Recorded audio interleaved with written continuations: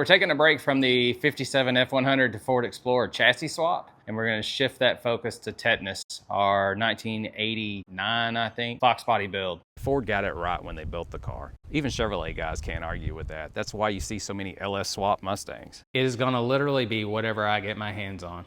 But to be truthful with you, the shop is completely overran with parts for this build. And this is something new. If you're gonna clean up your shop, you might as well build a Foxbody, right? Cleaning the shop, and the byproduct of that is we're working on Tetanus again. So many people have built these cars, but what I wanna do that is new, let's figure out when things have to be right and when you can get away with not giving a shit.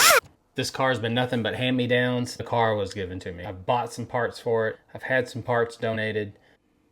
See what kind of fun we can have with this turd. Can you have fun with a turd?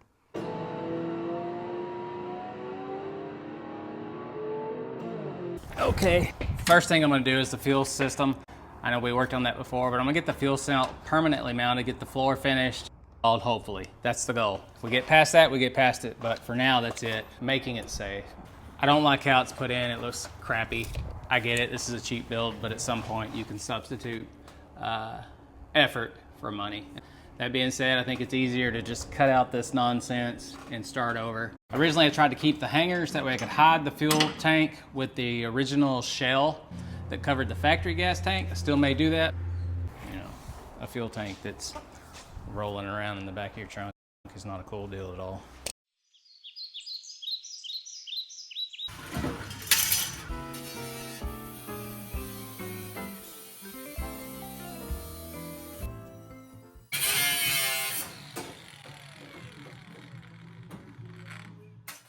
We're gonna cut out a piece of metal to use as the floor.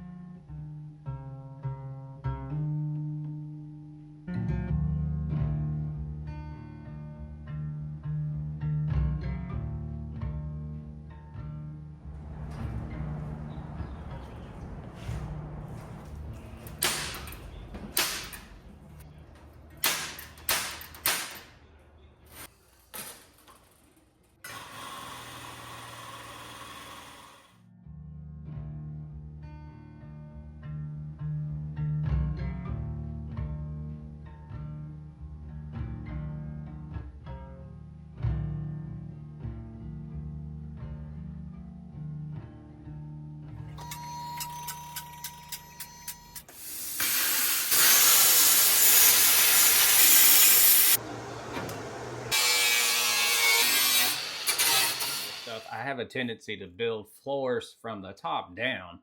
I don't know if that's right or wrong, but I always seem to do the top layer how the end game I want it to look first, tack that in with no support, and then build the support mechanism or exoskeleton. Ooh, I sounded smart there, didn't I? Underneath it, substructure, whatever. I don't know if that's right or wrong. Let me know in the comments how you do it. I'm always keen to listen to somebody else that knows what they're doing. Doesn't mean I'll do it that way, but I'll listen to you.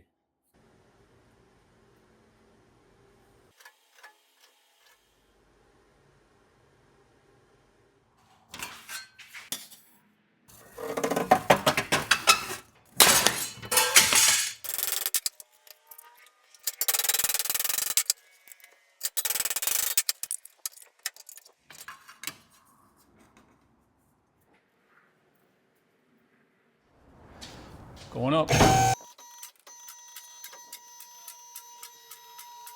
can have from here, if I'm not mistaken, this flows this way. So you got a 100 micron filter into the pump, out of the pump into a 10 micron. There's this. Out of the tank, into the filter, into the pump, into the filter, out of the filter, into the motor.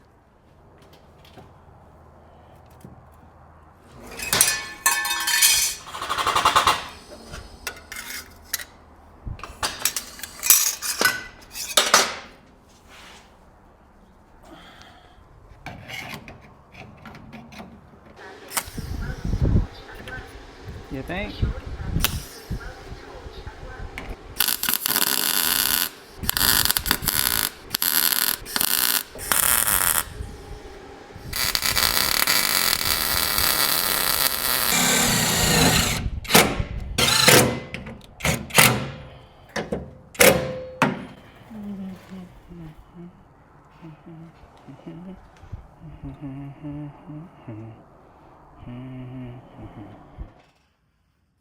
Okay, so if you enjoy your time here at Mugg Customs, please run over to muggcustoms.com and pick up a t-shirt or sticker pack. Help fund builds just like you're watching now. All right, so I've got the pump filter mounted. I'm gonna build some little doodads here. Yeah. At least one to hold the pump, get that pump mounted. This is already mounted. I built a bracket here. I'll build a bracket here, and then that will just chill. 4x4.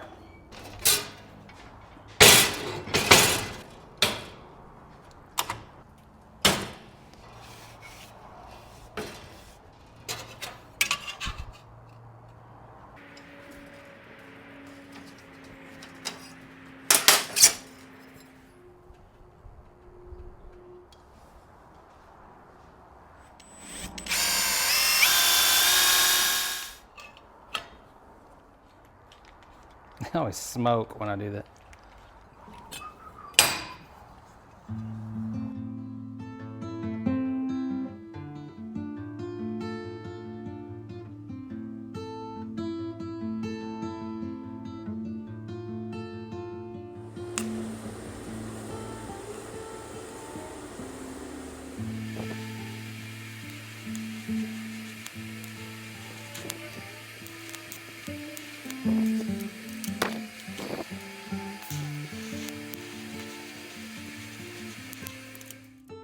All right, so I've got this bracket TIG welded up.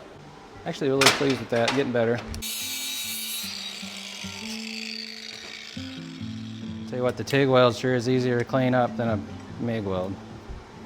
I know I'm being Captain Obvious to a lot of you, but if I get good at that, it'll be trouble. This bracket here, I'll just weld this to this floor, and that'll be the permanent mount.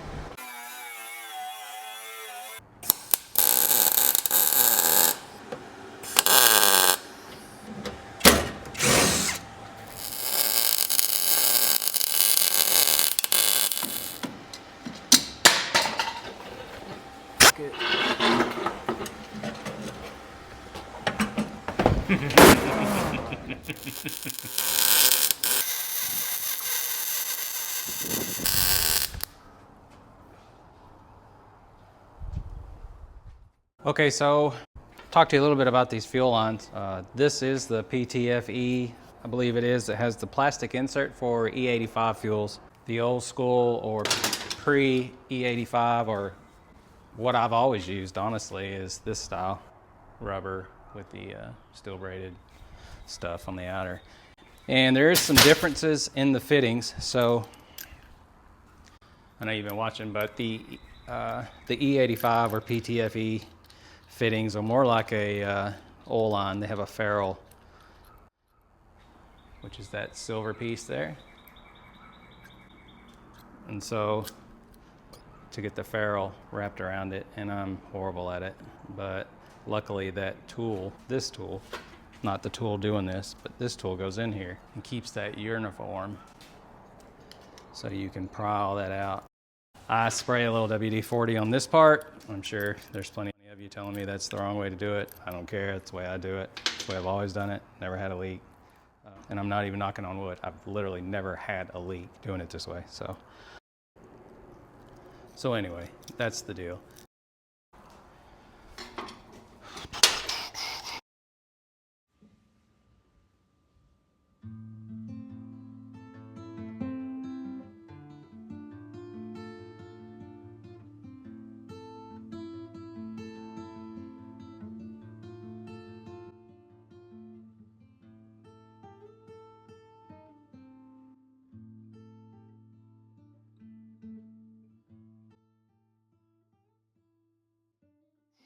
Make sure before you get into all that, at least through one end of this thing, you put this on, because if you don't put this on first before you start doing that, it's gonna be a nightmare. You're gonna have to, get that on there after you've done all that bamboozling, and you might as well cut that off and start over because you're not gonna fight that. So that's it.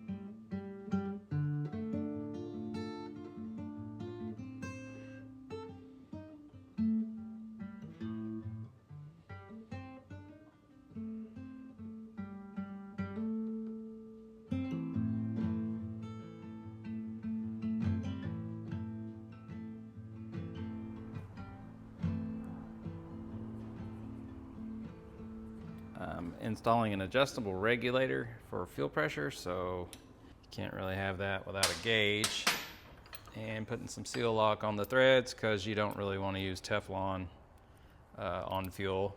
They do make a yellow Teflon that is for gas, but I still don't care for it. I'd rather have something that's Permatex-ish. So this is what I use. I'm sure there's plenty out there, but yeah.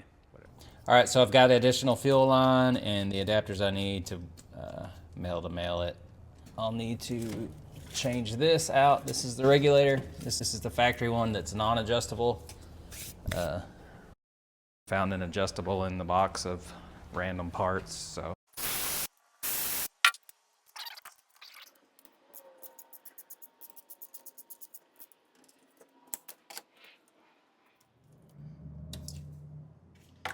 These out, this comes straight out.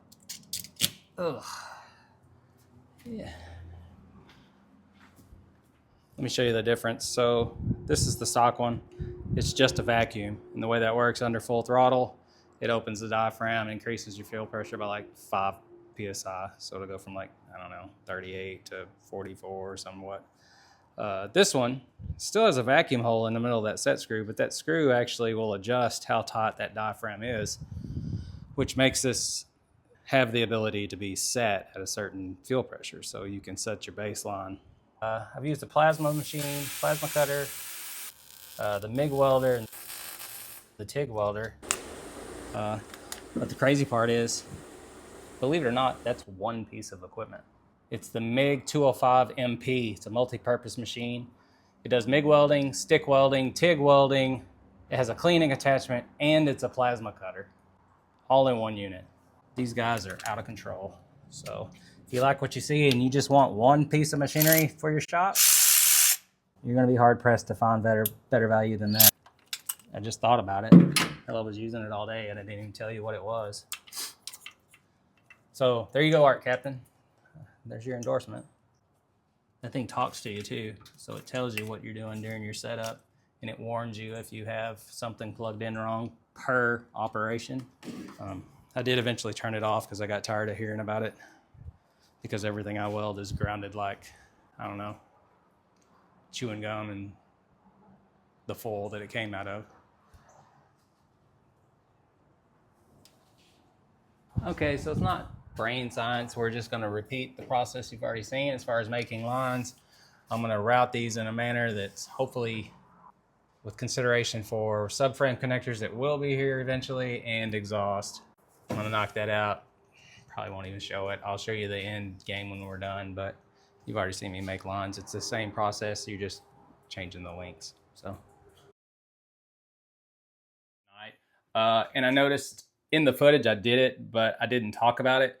When you make these fill lines after you've completed your assembly, you need to blow out every line. You don't want remnants of the fill line itself, pieces of steel braid, even dirt. You don't want that stuff in your fill line. So I have a tendency to mock this stuff up, get every piece made, and then that gives me the mental note before we prime this thing or before we start the car, heaven forbid.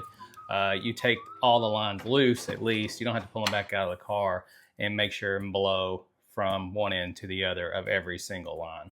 Last thing you want is a piece of metal or a piece of this assembly process to get into an injector or clog a fuel rail or, so yeah. You clean out your lines after assembly.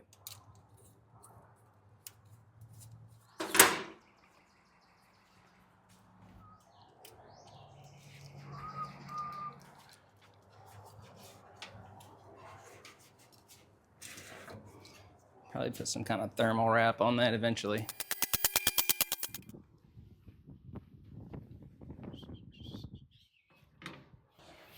All right, let's get a battery and jump start this pump. See if we got any leaks.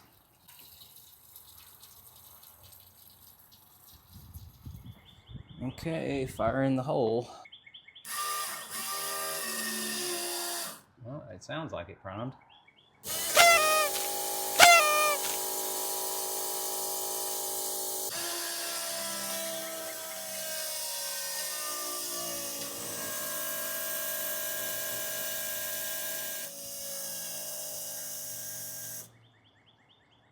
I can hear it coming back. Okay, so it looks like it's an O-ring on an injector. Maybe I've got one not seated all the way when I took that side of the fuel rail off. So I'm gonna get the car down and bamboozle that. But thanks for the help, YouTube. So these have a little, I don't know what this is, this little, not the black O-ring, but this little cap piece that holds the O-ring in the groove. This one apparently never had that, or that's missing. An SN95 fuel rail with 5 24-pound injectors that are old school Ford style, but 24 is 24, right? I mean, it's tetanus. Don't look at me like that. You know this is going to work. Who cares if that one looks different? It's 24 pound.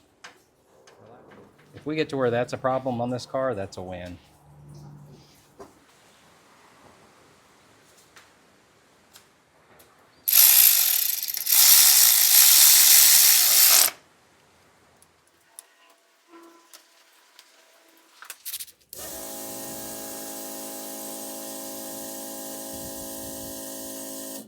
The fuel system turned out great as far as I'm concerned. I still need to mount the fuel lines permanently.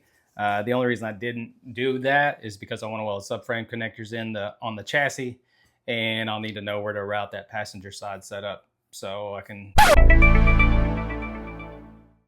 Tetanus has a turbo kit. Yeah, it happened Saturday. Went down pretty quick. I've been watching the kit on Marketplace for a while. The owner of the kit actually lowered it to a price point where I could at least consider going and looking at it. Once I got there, he had it lined out on the floor. Really elaborate, everything covered. You could tell he took his time to take it off. He had mentioned that he'd take some shorty headers as partial trade, so I had a really nice set of JBA or BBK ceramic coated. Threw them in the truck, grabbed a new pack of gaskets and sent it. When I got there, he lowered the price a little more while I was there. I asked him if he was interested in the headers. He said, sure, let me look at them. We went and looked at them. I think he offered me like $150 for them. Anyway, by the time I left there, I took the turbo kit, Gave him the headers and $1,050, so I couldn't not buy it at that point. Got it home, realized there were some additional upgrades in the kit that I didn't really pay attention to when I bought it, which kind of made the deal sweeter. All in all, I think it's good for the build, assuming the turbo's in good shape, which it appears to be. Set of Deca 60-pound injectors with the matching mass air meter, the tubes to connect to the factory tailpipes on a Mustang if you have them, which I would love to get. Heat blankets for the turbo, heat blankets for the cool side, a billet aluminum manifold block. He also threw in a VDO dual electric fan setup for a Foxbody because apparently you can't run the traditional fan because of all the plumbing. So I'm really excited about it, and this is kind of why I didn't really freak out too much about the 124-pound injector. Not that I wouldn't just run that anyway, because it's not going to be in there long. If that motor's healthy at all, this turbo is getting crammed down its throat. Follow us on Facebook if you can, and go to muggcustoms.com for any merchandise. 100% of that goes to helping the channel. So thanks guys, and we'll see you next time.